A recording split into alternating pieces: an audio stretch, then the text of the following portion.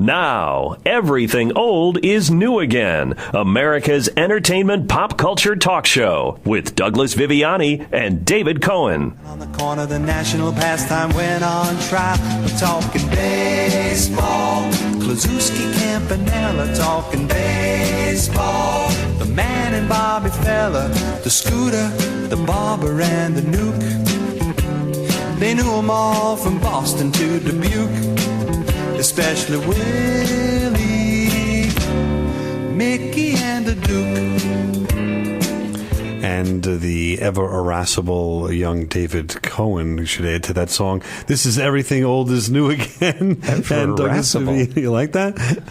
What did I do to make you think I'm irascible? You're going to be irascible today, I can tell. We're discussing baseball, and we're going to do a little time travel. So time travel, because baseball, as we know it, does no longer exist. So we're going to time travel back to the 1960s. I don't agree with that, but we'll continue. The 70s and the 60s, and we're going to... through the power of radio, and I know you like to jump on board that power and listen to some of the fun that parents, grandparents, and families used to have with baseball. I think it is still the best sport that's suited for generations to talk to grandfather, to talk to son, to talk to grandson, and relate about the game statistically back and forth. You can compare and contrast. And I have clear memories of my grandfather doing that with me, sharing his love of the game and his favorite player, Willie Mays, of course.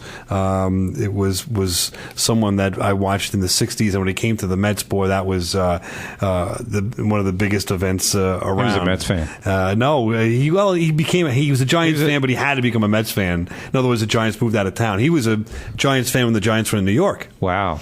So he followed Willie Mays all through the 50s, and then now in the 60s he was gone, and so came back in the 70s. It was euphoria for him, and we had some fun. So today's show is dedicated to John Silvestro in his memory, and let's listen to a little clip of something about Willie Mays, and just listen to how they played music. Say Willie. Say hey, say who? Swing it at the plate. Say hey, say who? Say Willie.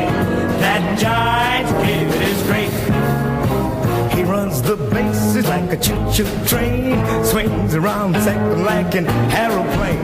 His cap flies off when it passes. I mean, they wrote songs about players. And it's a song about Willie Mays. I found songs about DiMaggio, songs about Jackie Robinson. Jackie Robinson. Have you seen Jackie Robinson hit that ball? Right. Yeah. And last week we spoke about the individual player. This week we're going to time travel with, again, David Cohen, myself, and the host of Sports Break, which is a radio show that is on every Sunday morning on Long Island News Radio. Turn into linewsradio.com to listen live on Sunday mornings 10 to 12 to Sports Break and Mike Amodio. Mike, welcome back. How are you guys doing? Good. You are representative of those who never saw any teams play live in the 60s and 70s. That's why we picked that era. Yeah, no, I'm from the on-demand age. I don't know. I'm not used to the one game a week kind of deal. Exactly. This is going to be a little blow your mind a little bit, maybe, to see what went on. And again, we're going to pose the question: if you were able to time travel,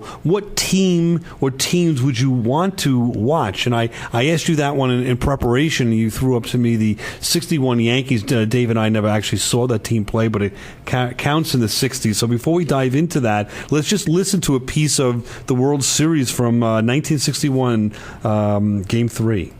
Scored tied 2-2, ninth inning, and if ever it was pitch measuring time, it is right now. There's one. It is deep to right field, and that ball is going, and it is gone. Roger Maris gets his first hit of the series, and you could tell when it left the bat that it was gone. And the Yankees lead 3-2. That's, of course, well, you tell me, Dave, you remember that voice? Is that Mel Allen? Mel Allen. Yeah. Clearly distinctive voice in New York, and that was Roger Maris before he was traded to the dreaded St. Louis Cardinals. Remember they brought Mel Allen back? Yes, As for in baseball really- this week. as a Remember he did really, that? oh no, but he was like doing Yankee games for very short. He was a very old man, and it was sad. They never should have brought him back. He was a little on the outs, you know. So they would just the camera would pan into the audience, and one of Mel Allen's observation was, "That man's wearing a hat." And then he would follow with, "How about that?" Because that was his big saying. But he wouldn't say that. He would just say, and it would just hang in the air, and the other commentators were like, "Yeah, okay, back to the game." But that's some of the fun of baseball is listening to these characters announce the games, and it brings you back. Though Roger Maris in '61 hit 61 homers, and then the World Series did a tremendous job. The Yankees went berserk. We weren't there, but wouldn't that have been a great team to see, Mike? Why would you ask about that team? Well, not even because, I mean, we are, I think we're all Yankee fans here, so, obviously, selfishly, you want to see them, win the World Series. In '61 they did that, but I think just for the sport, '61 was a crazy summer for the sport. You had the home run race going after Ruth. A close second, I think my team would, I think I would want to go see the '68 season, where it's the year of the pitcher. Wow, what a coincidence. Wow. We prepared for this. Oh, wow. I have a clip from the World Series, Bob 68. Gibson, who set a new National League record for earned run average this year, 1.12. He got it! Struck him out! Look at the scene on the field. McCarver, the first one. Now his infielders all over him. A new world's record of 17 strikeouts in one game. McCarver pops up. Here's Freehan, Detroit, the new world champion. And look at Freehan picking up Lolich. 28-year-old Mickey Lolich now has joined Christy Mathewson, Harry Burkeen, Lou Burdett, and Bob Gibson as pitchers who have won 3 games and lost none in a World Series. And Lolich did it with 2 days rest and beat Bob Gibson to do it. Now that's 1968. The year of the pitcher. Yes, and why do you, we played? Tell people who Yes. was playing and what that was all about. Yeah. Well, yeah, it was the Cardinals, and it was Detroit, and and it was unbelievable. Bob Gibson had a 1.12 ERA for that year. For the year. And after the season, the reason why they call it the year of the pitcher is because all the pitching stats were out of control. I mean, as you could just see right there, and they actually dropped the mound 6 inches, and it changed the game. Where it is still to this day. Still to this day. So it's a historic year, 68. Not only that, Denny McLain had 31 wins. 31 wins, yeah. 31 wins. 30, and those guys weren't just going 6 innings No. like they are today. Right. They're pitching complete games. You just heard from the clip, Gibson 17 strikeouts. Yeah, think about it's it. crazy. And I think what's so interesting is that in that World Series, Denny McLain, you would think would be the star or one of the stars, especially since Detroit won. Right. The star of that series was Mickey Lolich, a fellow that kind of resembles me, a little, a good-looking let's guy. say barrel-chested and little thick in the middle. But what a pitcher! And he won 3 games in that World Series, and he was revered. And then all of a sudden, '74, he was traded to the Mets, and he had lost it all. He was done. And of course, I would relate it back to the Mets because that's what I Sensing a trend here.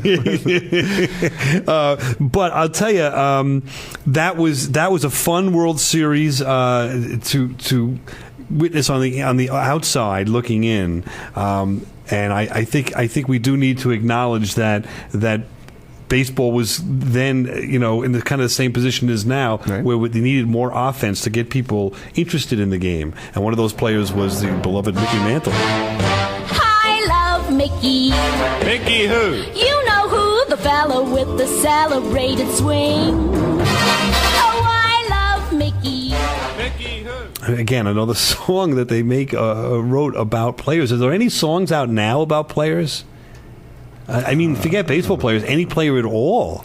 I don't think they even do. I don't think so. Were athletes and in general and baseball players in particular, were they more revered than they are now? Like, we have a lot more entertainment now and a lot more things to do, a lot more TV shows, a lot more stations. No, because it's not the pastime anymore. Well, I'm talking about they're but athletes in general. Just in general? Yeah. You hear them referenced in songs, but that's about it. You don't hear anything, Yeah, I don't know that athletes in general, as a cadre of individuals, are really that revered the way they were back in the 60s. They're making and 50s. too much money now. Nobody reveres them. Yeah, they're not. I mean, there's always stories of the Brooklyn Dodgers. The players themselves, right, Mike? I was actually just going to bring them up. Pee Wee Reese used to walk to the stadium, with the fans. They live in Brooklyn. They lived right in the neighborhood. And it's crazy. You could compare yourselves to the players. They were personified. And that's where you get these songs from, I believe. Yeah, because they were the every guy that became a real hero, like a Mark Fidrich, if you will. Yeah. If you want to talk about a little bit more recent person, not really, but like someone that you could relate to, that is the next door neighbor that became a baseball player. Absolutely. We don't really have that now, and good and bad. Good for them to make as much money as they can. I mean, they're driving a lot of turnstiles. Oh yeah. So they're entitled, but on the other hand, it does build a wall, I think, between the sport of the athlete and the fan. No. It absolutely does. Yeah. I mean, you're just right. You feel like they're different from you. And if you met one, you wonder if that they'd even walk over you if you fell in front of them on exactly. Or would they stop and call for help? I don't know. It's a silly thing. We'll be back. Continue this discussion of baseball. You know who? His muscles are a mighty sight to see. Oh, I love Mickey. Mickey who? You know who? The one I... You're listening to Everything Old is New Again, America's entertainment pop culture talk show with Douglas Viviani and David Cohen. Meet the Mets, meet the Mets. Step right up and greet the Mets. Bring your kiddies, bring your wife. Guaranteed to have the time of your life because the Mets are... Now, there's a show that we have to dive into on Everything Old is New Again. I know we did theme songs for dramas and for comedies, for television shows a little ways back. And by the way, if you missed that, everythingoldisnewagain.biz. You can listen to our old podcast. But I think Team Theme Songs is another show, or at least a portion of a show. Anyway, this is Everything Old is New Again, and we're listening to our time machine, if you will. The radio's being our time machine, and we're going back to listen to and experience ball games from the 60s and 70s. Let's continue with the Mets theme just for a moment. Let's hear the miracle happen in Shea in 1969. If they get one more out here, you're going to see probably one of the doggone sights you've ever seen in sports. 2-1 pitch. There's a fly ball hit out to left. Waiting is Jones. The Mets are the world champions. Gary Koosman being mobbed. Look at this scene. Now, I was old enough to witness that on television, not really to remember it, but to witness it. And it's a time machine question to David and to Mike. Would that be a team or a season that you would want to watch over again if you were around at the time? Was that of interest to you at all or not, Mike? Yeah, absolutely. As a Yankee fan, I always looked at '96 as the year that is my favorite of all the teams that have won in my lifetime, and I guess that's the most comparable to the 1969 team, the Miracle Mets. Nobody really thought too much of them. I mean, the Yankees were probably definitely better, but I would definitely enjoy to watch that, and Met fans love it. Now, David, I know you're certainly a Yankees fan, but I mean, we're talking about baseball in general, and as a baseball fan, that's just to back up. I mean, that team was an expansion team in '62. They were doormats. They were horrible up until '68. They kind of still were bad. They were under 500 in '68. Right. So, then all of a sudden they're winning the World Series. It was the laughable Mets. What did they call them back in the day? I forget where they had Casey Stengel as the manager, and it was kind of a joke. Does anyone know here? Does anyone here know how to play this game? That was his famous after a typical loss. And they lost more games. I think it was '62, their first year, than any team ever. Yeah, they really turned it around in 7 years. Right. I think they lost 120 in '62. Yes, and Roger Craig, who I keep on mentioning, he's not the James Bond actor. We're talking about not Daniel Craig. Roger Craig was a pitcher for the original Mets.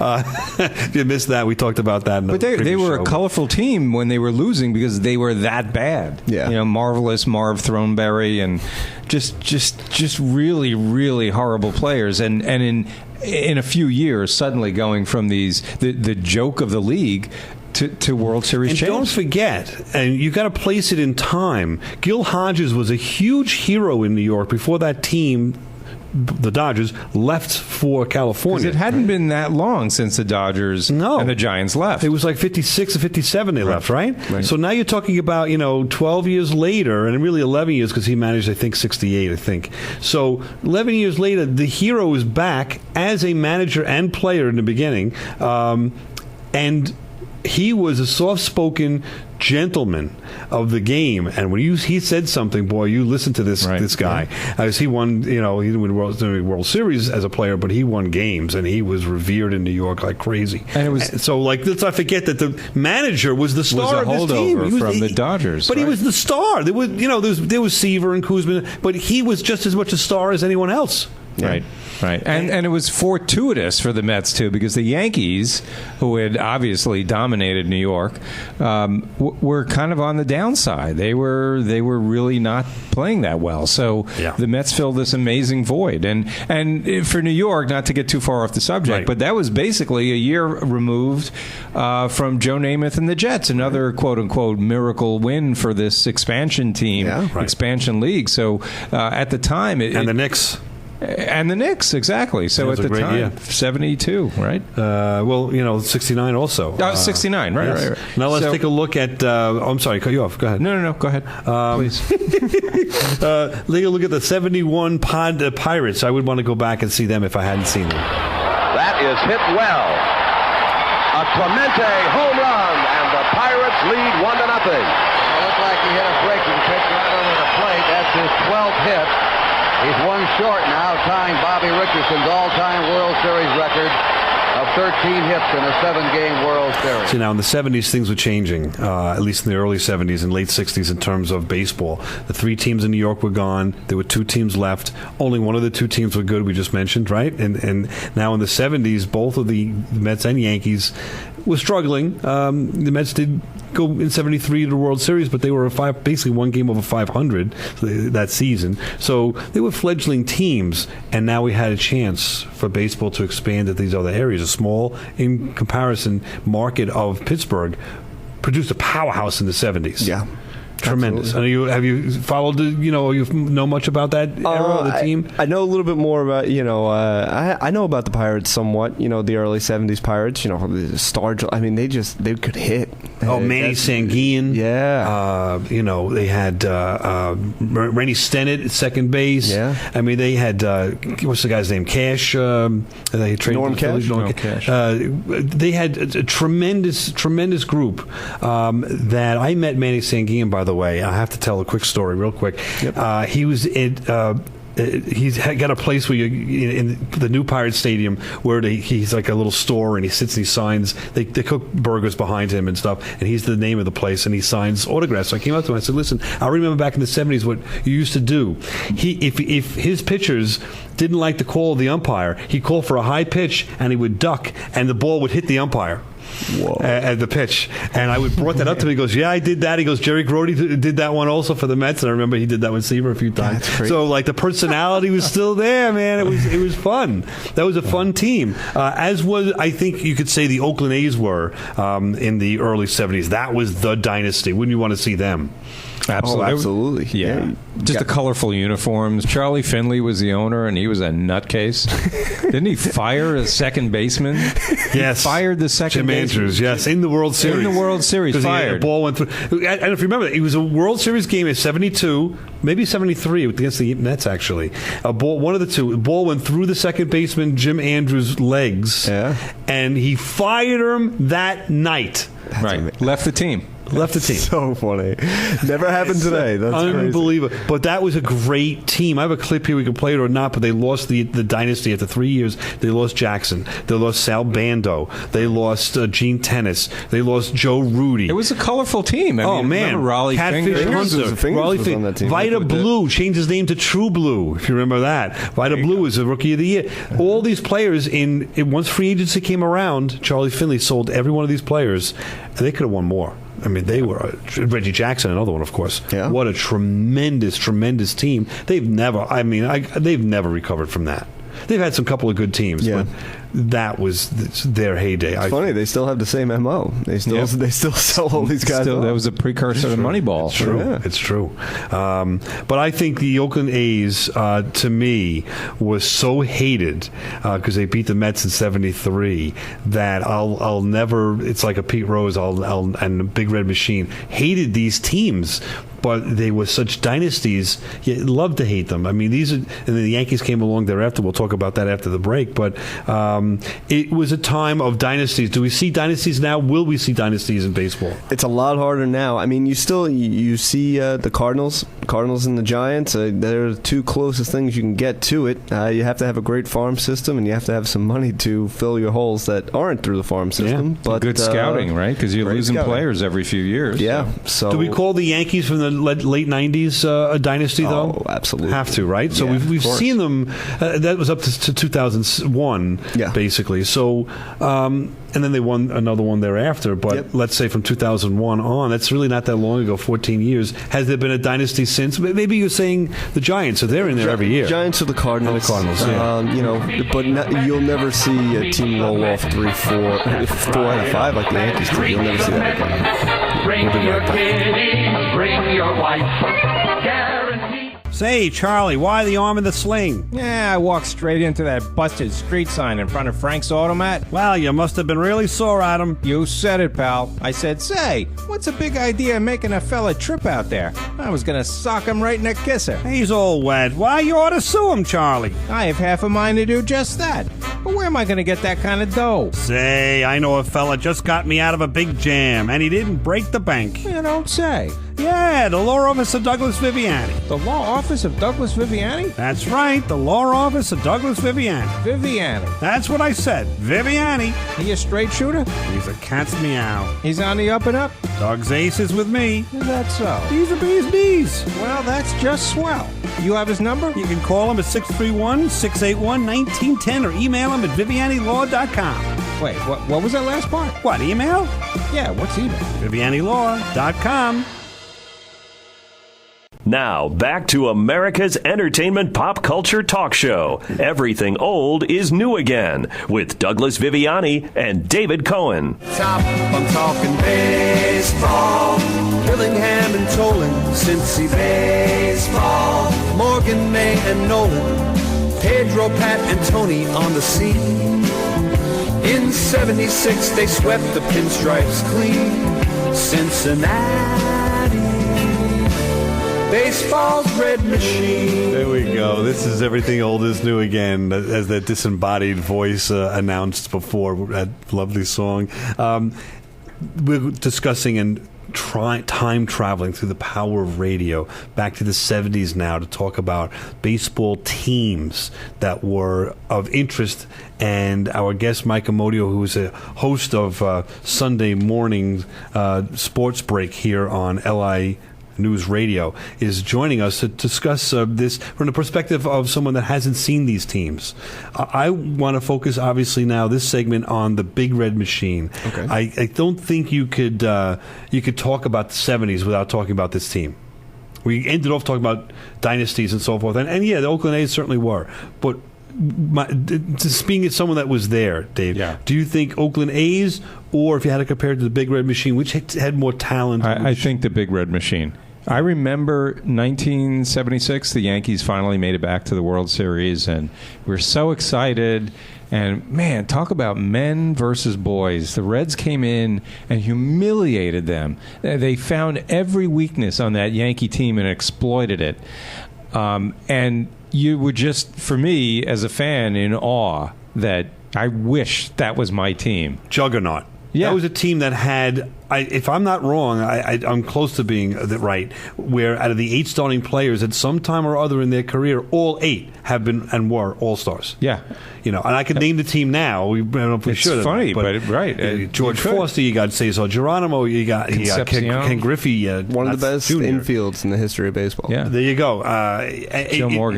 Joe Morgan, Perez, Concepcion, Johnny Bench. Yeah. Who did we forget? Pete Rose.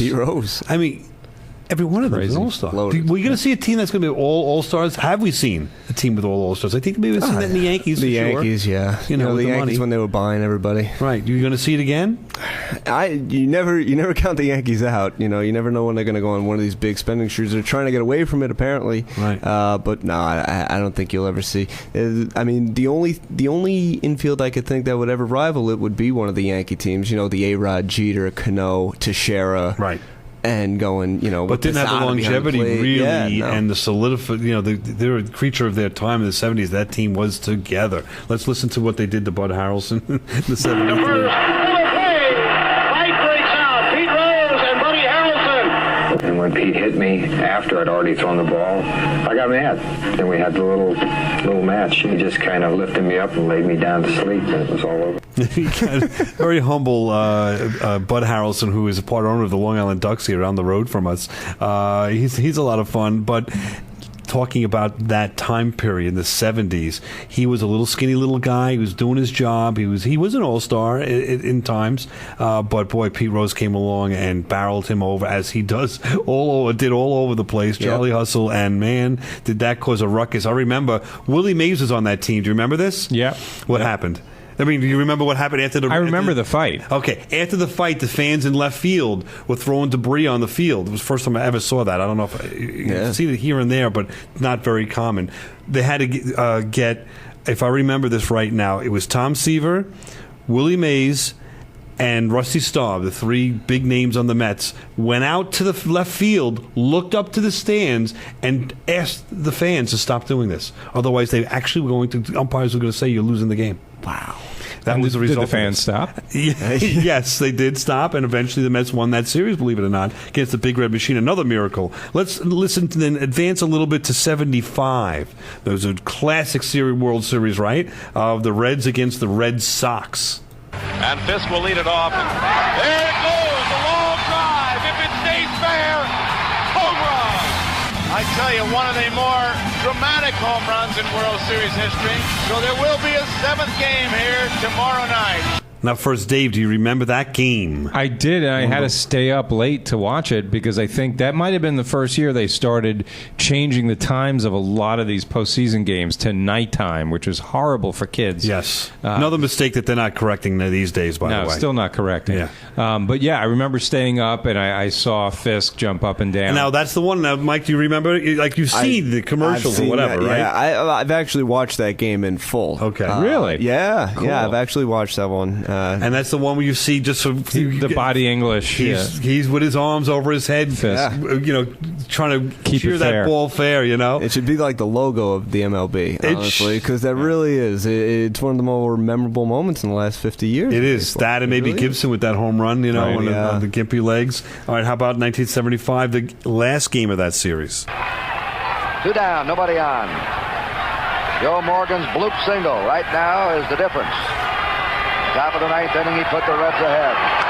There's a high fly ball. It should be all over. Geronimo's under it. And Cincinnati has won the World Championship, beating the Boston Red Sox 4-3. After winning 108 times this year, this was the Reds' 115th victory tonight. Gotta love that enthusiasm. Think they had a rooting interest there? They won. Kurt Gowdy just he's very professional, but I never, as a kid, I don't know what, maybe it's just he loved certain teams and certain teams he didn't, and you could tell, boy. Yeah, he was not happy. But I think Rose says it best for what I'm trying to summarize with this show a little bit is what went on in that World Series and what we need a little more of. I went up to bat and I looked back at Carlton Fisk. I said, man, isn't this the most exciting game you ever played in? I was telling the truth. I was having fun. I mean, win, lose, or draw, man, I was happy to play in this game. I mean, let me tell you something, man. I played 3,500 games, and that's the most exciting game I ever played in. I got to tell you, that guy, I mean, again, he has my complete admiration as a player. Which game was he referring to? The one where Fisk hit the home run, or the one where they clinched? I believe it's the Fisk game. Yeah, wow. Yeah. And he was on the losing side of that. So that was really a lot. Fun. To And then say. he told his manager, "It's more of that clip is like Sparky Annis." He's like, "Sparky, don't worry. We're going to come back next game, and we're going to get a good night's sleep first, and get, relax. We're going to come back. We're going to win it. Don't worry about it." I don't know. I would love to interview him. But he would be a hard interview. He's a real scutch. Yeah. But he's he really is. But is that an Italian? But he's a fascinating guy because you can't. I don't. Maybe I'm wrong. Am I wrong? Can you not help but admire that guy's enthusiasm for what he did for a living? Oh, absolutely. I mean, as a player, you could. I would take him on any team. Well, when you were betting on your own team, I'd be Charlie Hustle too. That's a good point. You knew that had to come out sooner or later. Yeah. But I mean, it's beyond description. Sometimes the fun that he wants to present and that he had, and that quote is from this World Series time back then. That's not a quote from today. So he was in the middle of it, and he had such fun playing the game of baseball, and I just think it's a great lesson for everybody. Do what you like to do, have fun with it, and you're going to be somewhat successful. And if not successful, at least you can say, I did what I loved, man. What the heck, And that was a lesson that I brought. I played baseball also growing up and on the team, and lots of teams, and his name was brought up all the time as, run down the first base. That 1 out of 100 times, after a strikeout, the third strike, and the catcher drops the ball, 1 out of 100 or whatever it might be, it's an errant throw, and you're gonna be safe on first. Right. So do it because of that small chance that's gonna happen. Crazy, but that's the way he played. I loved it. We'll be right back.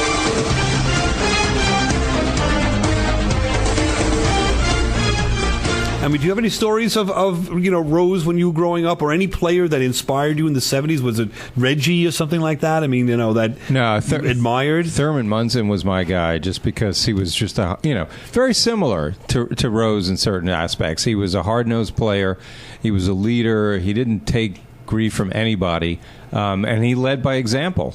And I remember the day that when he died in that plane crash, you and I were going out on a very rare double date that night. Yes, we were. And I almost canceled. That's how distraught I was when I heard about Thurman. But if you cancel, you knew that we were never going to get another double date as long as we lived, so we stayed with it. For what it was worth, I might as well have stayed home anyway and just mourn the loss. We weren't much fun that night, but But I would say Munson for me. It was someone I admired. That's a great analogy because he was less fiery, but it didn't mean he had less enthusiasm. Right. He did not give as many interviews at all. He was not good in an interview. Nope. But again, did not mean that he didn't have the same spirit as Rose. Rose just presented it more outwardly. Yes, that's true. But that's a great analogy because I can clearly remember. I don't know if you've ever seen the old video of when Munson was a little older and his knees were hurting him and stuff. He could barely. There was no DH.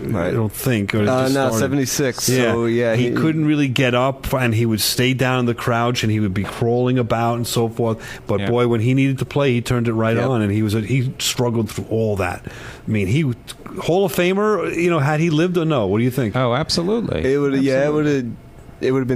seen, he how needed his another numbers 3-4 years, Yeah. so you think? Absolutely, yeah. But if he would have, I think, his stats would have continued to be on the level they were. Exactly. I think he would have been in. Yeah, we'll talk about the Yankees, like it or not, when we get back. Everything old is new again.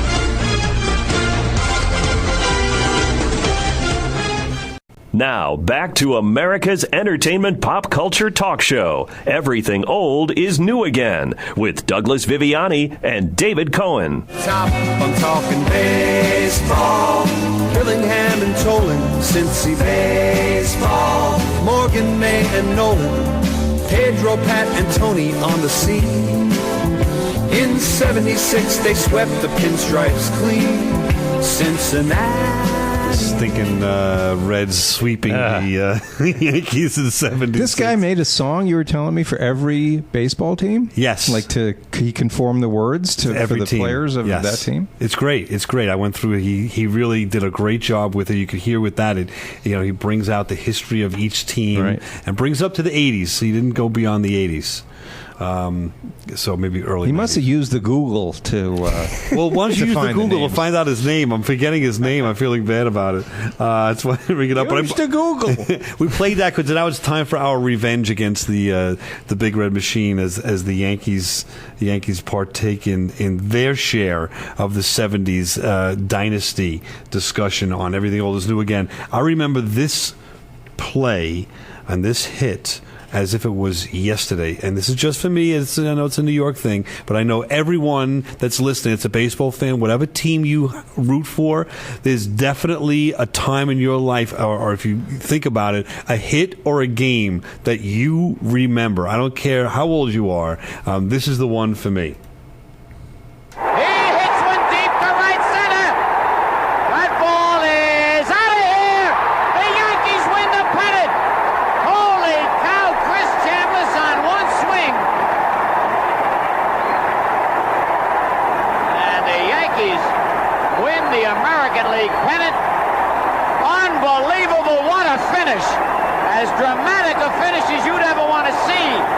Now, we all have, I think also everybody's listening has got, if you're a baseball fan, your favorite announcer. I grew up with the Mets early in my baseball career, and so I had Lindsey Nelson, I had Ralph Kiner, and Bob Murphy. They taught me everything I know about baseball. But this guy, Phil Rizzuto, he has the thrill, the excitement that this guy's got. Who's your favorite announcer? Oh, it's definitely Phil Rizzuto. As a lifelong Yankee fan, not someone who switched to the Yankees, I definitely grew up with Scooter, and he. There's no one. He was a one of a kind. I mean, let's hear a different perspective from Mike now. Now, I'm going the other way. I'm going to go with Joe Buck. Okay. I'm not a big fan of the Yankee announcers. There's like hundreds of them, to be honest, right now. But it's a big game when Joe Buck's there, and that's why I've always looked at it. And I know I'm going to get killed for it because he gets hated by everybody. But I love Joe Buck. I'll join you. Joe Buck too. I absolutely love him. It's he's the voice of Saturday afternoon baseball for me, like Kurt Gowdy was back in the 70s. I thought you were talking about like local sports announcers.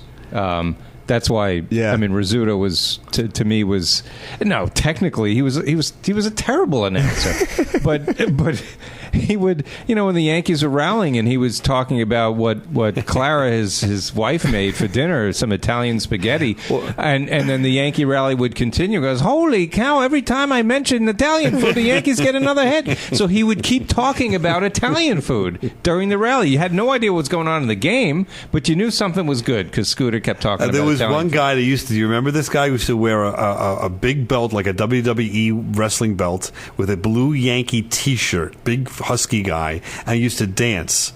And any time of the game, that would be like his announcement to it's time for the fans to cheer, whatever. And the focus would be on him. The camera would be on this goofball, and Rizzuto would.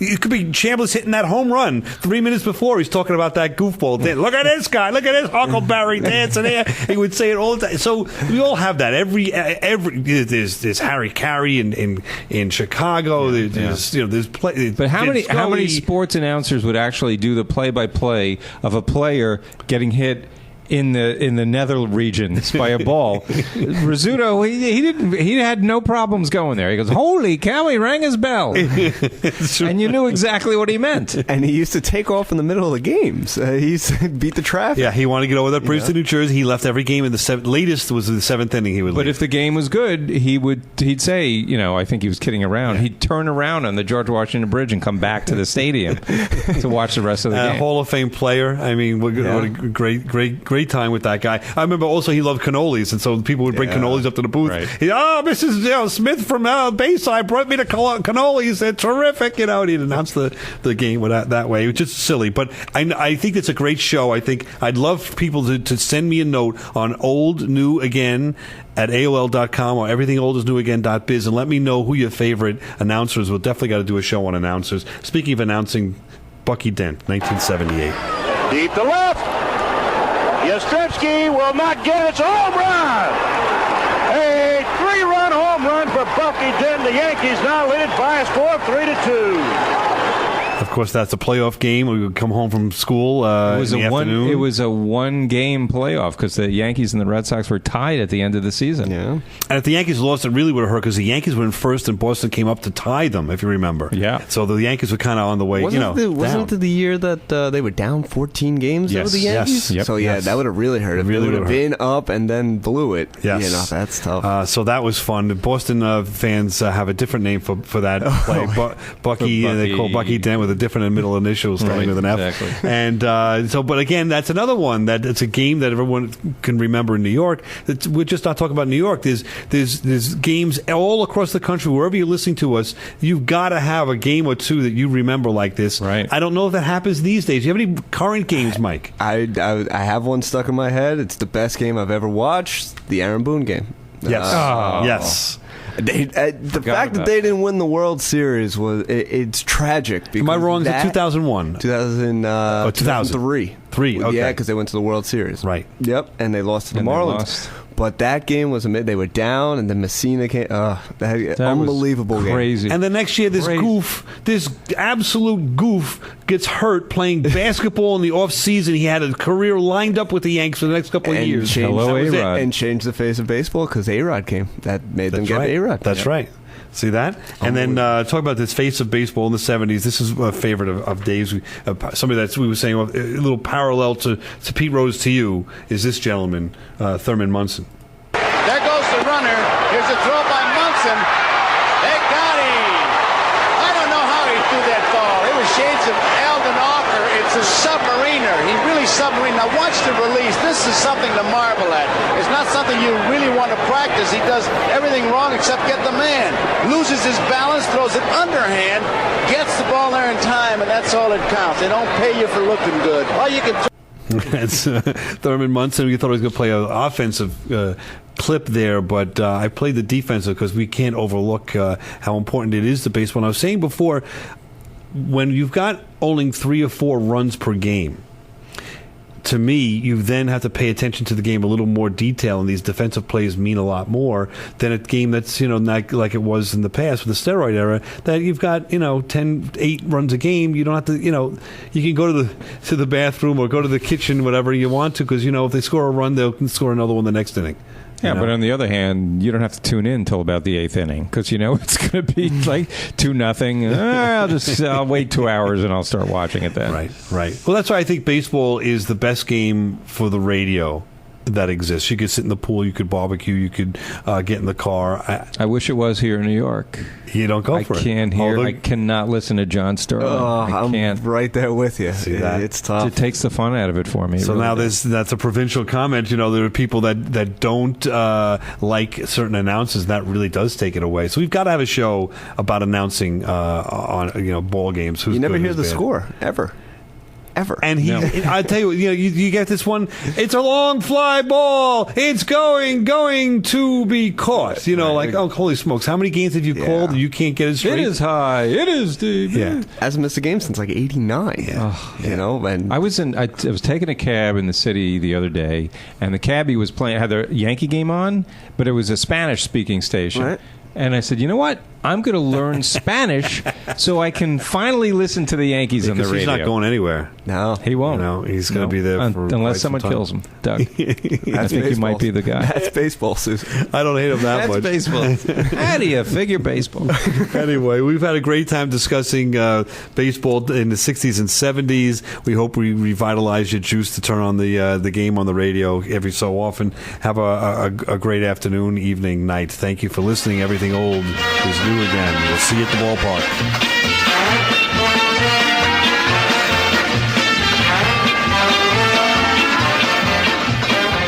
Then, on the other hand, we'll see you in a few minutes for another more minute here. I just wanted to thank Michael Amodio for spending some time with us. Thank you. That was great. Yeah. We really had a good time with you for the last 2 shows. Remember, Sports Break, 10 to 12 every Sunday on LI News Radio. And if you need to listen to it, let's say in your car and you're out of range, it's linewsradio.com. You can get that on your phone even. Just click, listen live, and there you go. Yeah, thank you guys so much for having me. It was great to have my baseball nerdiness finally come out. It's my whole life. I've always millions of spreadsheets and all that stuff. And he's going to be a big deal, this Mike Amodia. When you become a big deal, put us on your show. There we all right?